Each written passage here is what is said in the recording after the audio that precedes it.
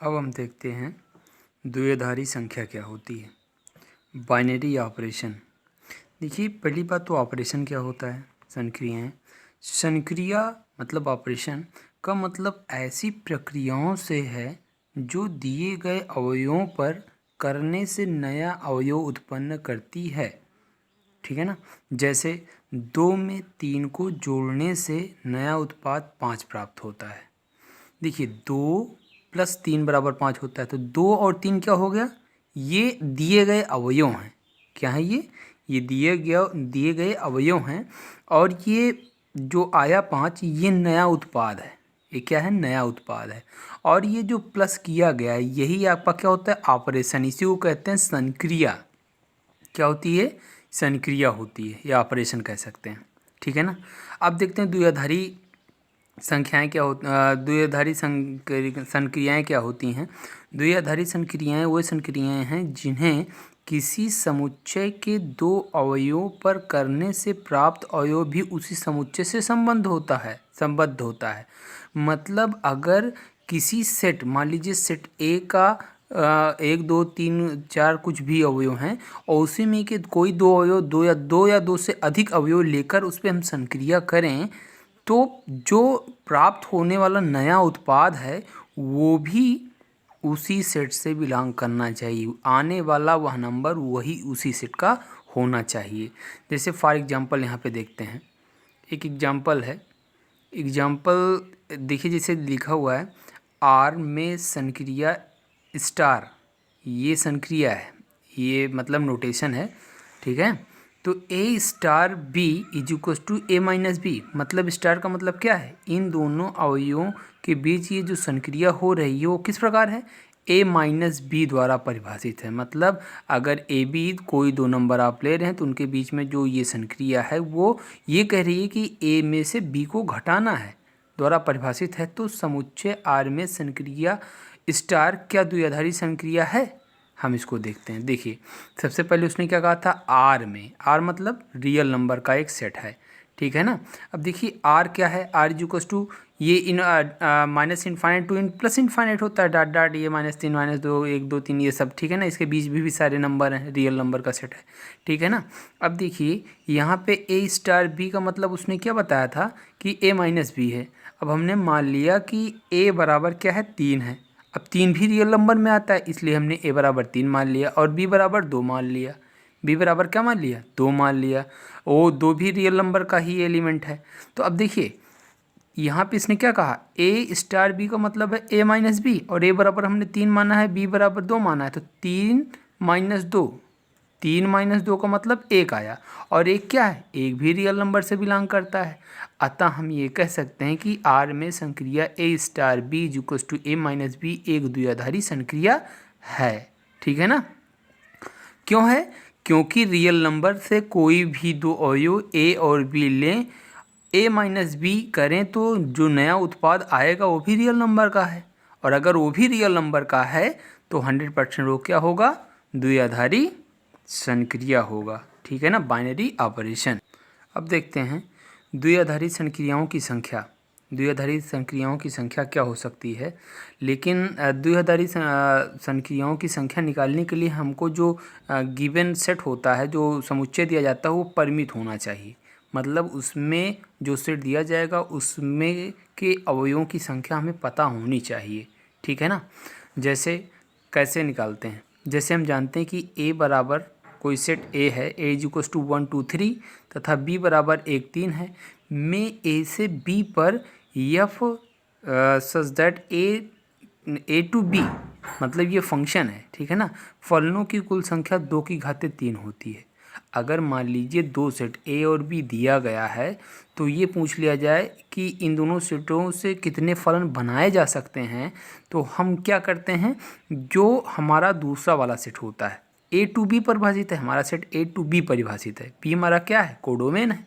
और ये क्या है हमारा, ये हमारा डोमेन है। तो यहाँ पे जो कोडोमेन है इसमें 2 है, 2 अवयव हैं, तो यहाँ पे 2। और जो हमारा डोमेन है वो उसमें 3 अवयव हैं, तो यहाँ पे इसकी घातें 3 कर देते हैं, तो मतलब 2⁻³ ठीक है ना। यहाँ पे क्या होता है, कोडोमेन होता है, कोडोमेन की घातें डोमेन। ये क्या बताता है, कुल फलनों की कुल संख्या, कितने फलन इन दोनों सेट से बनाए जा सकते हैं जब ए से बी में एक संबंध हो। ठीक है ना। अब देखिए तो यहाँ पे तो 8 आ गया। अब देखिए वैसे ही द्विआधारी संक्रियाओं की संख्या भी निकालते हैं। कैसे? माना ए इक्वल्स टू 1 2 3 है, एक सेट है जिसमें एलिमेंट 1 2 3 है। अब स्टार एक संक्रिया है, एक ऑपरेशन है। कैसे? ए क्रॉस ए से ए पर ही, और क्या दे रहा है वो? ए ही दे रहा है भाई। ये तो क्या है? ये बाइनरी ऑपरेशन है। ठीक है ना। कोई एक सेट में से दो अवयव निकालते हैं, वो दोनों अवयव एक ही होते हैं, और जब उस पर ऑपरेशन हम कर देते हैं तो उसके बाद जो हमारा रिजल्ट आता है वो भी उसी सेट का होना चाहिए, तभी वो बाइनरी ऑपरेशन होता है। ठीक है ना। में द्विआधारी संक्रिया की कुल संख्या 3 की घाते 3। ठीक है ना। मतलब 3 की घाते 3। अब देखिए यहाँ पे 3 अवयव थे इसलिए हमने 3 लिखा है। अब इसकी घात देखिए, ये ब्रैकेट में है, इसकी घात क्या है? फलनों की संख्या। इसी सेट से इसी सेट में ए क्रॉस ए में फलनों की संख्या 3 की घाते 3 होगी। ठीक है ना। अगर ए क्रॉस ए किया जाए तो कितना आएगा? 1 2 3 और क्रॉस 1 2 3। अब देखिए दोनों में 3 3, डोमेन भी हमारा ए है, रेंज भी कोडोमेन भी हमारा एक है, तो 3 की घाते 3 हुआ। और अगर जो सेट दिया गया उसका आधार में लिख के उसकी घात में कर दिया जाए तो क्या हो जाता है? वो द्विआधारी संक्रिया। मतलब जितने भी अवयव हैं उसको लिख लो, और उसकी घात में जितने उस सेट से उसी सेट में फलन बनाए जा सकते हैं उसको हम लिख देते हैं। बस यही हमारा क्या होता है? द्विआधारी संक्रियाओं की संख्या उस सेट के लिए। ठीक है ना। देखिए अवयव तो ए क्रॉस ए में फलनों की कुल संख्या कितनी हो जाएगी? 3 की घात 3। और सेट ए में 3 अवयव हैं तो 3 की घाते 3 है। ठीक है ना। मतलब इसका मतलब ये ब्रैकेट में इसको पहले 3 की घाते 3 को सॉल्व करेंगे 27 आएगा, और यहाँ पे 3 नीचे था इसलिए ये इतने क्या हैं? ये इतनी संक्रियाएँ द्विआधारी संक्रियाओं की संख्या हो सकती है। किस सेट में? इस सेट में। ठीक है ना। अब देखते हैं द्विआधारी संक्रियाओं के प्रकार। द्विआधारी संक्रियाओं के प्रकार क्या होते हैं? पहला प्रकार देखिए, क्रम विनिमयीय द्विआधारी संक्रिया। क्रम विनिमयीय द्विआधारी संक्रिया क्या होती है? किसी समुच्चय ए में द्विआधारी संक्रिया स्टार क्रम विनिमय कहलाती है यदि A star B equals to B star A हो।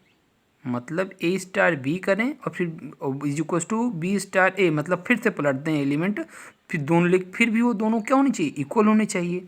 और ये सभी, ये ए और बी कहाँ से बिलोंग करना चाहिए? जो दिया गया है सेट समुच्चय ए से ही ये दोनों एलिमेंट बिलोंग करने चाहिए। ठीक है ना। अब देखिए जैसे यहाँ पे एक एग्जांपल है, माना n में ए स्टार बी इक्वल्स टू ए और बी का HCF द्वारा परिभाषित एक द्विआधारी संक्रिया है। मतलब ए स्टार बी का मतलब क्या हुआ? ए स्टार बी मतलब ये जो बीच में ऑपरेशन है इसका मतलब ये हुआ कि इस संख्या का और इस संख्या का, इन दोनों संख्याओं का HCF मासा, ठीक है ना, जो मासा है वही क्या है? इसका आउटपुट है। ठीक है ना। तो क्या स्टार क्रम विनिमय है? ठीक है ना। वो किस पे पूछा है? नेचुरल नंबर पे। अब देखिए नेचुरल नंबर का सेट क्या होता है? 1 2 3 4 up to so infinite times तक। ठीक है ना। अब देखिए मान लीजिए कि हमने यहाँ से ले लिया, इसमें से a बराबर 2 ले लिया और b बराबर 4 ले लिया। नेचुरल नंबर हैं ये दोनों। अब देखिए ए स्टार बी का मतलब क्या था? a और b दोनों का HCF। अब देखिए ए स्टार बी 2 और 4 का HCF क्या होता है? 2 होता है। अब देखिए उसको पलट के लिख रहे हैं, बी स्टार ए करेंगे तो बी और ए का मतलब क्या है? बी और ए का HCF, तो 4 और 2 का HCF कितना? फिर भी 2। तो मतलब क्या हुआ कि A star B equals to B star A, दोनों का HCF एक ही आ रहा है, अतः स्टार संक्रिया क्रम विनिमय है। अब देखिए अगली संक्रिया क्या है? सहचर्य द्विआधारी संक्रिया। ठीक है ना। किसी समुच्चय ए में द्विआधारी संक्रिया स्टार सहचर्य कहलाती है यदि ए स्टार बी ब्रैकेट में है star C equals to A star bracket में B star C for all A B C belongs to A. कहने का मतलब ये है कि अगर कोई समुच्चय दिया गया है उसमें के जो 3 अवयव निकाल लें, कम से कम 3 अवयव ए बी सी, और वो तीनों ए से ही होने चाहिए। तो अगर उस पर हम ये दोनों संक्रियाएँ निकालें ये संक्रिया और ये संक्रिया, और दोनों संक्रियाएं अगर इक्वल हो गई तो हमारा क्या कहलाता है, सहचर्य द्विआधारी संक्रिया। जैसे एक क्वेश्चन देख लीजिए, करा सिद्ध कीजिए कि R में योग तथा गुणा सहचर्य द्विआधारी संक्रिया है, परंतु व्यवकलन मतलब घटाना तथा भाग सहचर्य नहीं है। ठीक है ना। हमने क्या किया कि 3 अवयव ले लिए, ये जो रियल नंबर का सेट था इसमें से 3 अवयव A B C ले लिए। ठीक है ना। और ये बिलोंग कहाँ से कर रहा है, R से। अब देखिए A plus B plus C bracket में है is equal to A plus B plus C.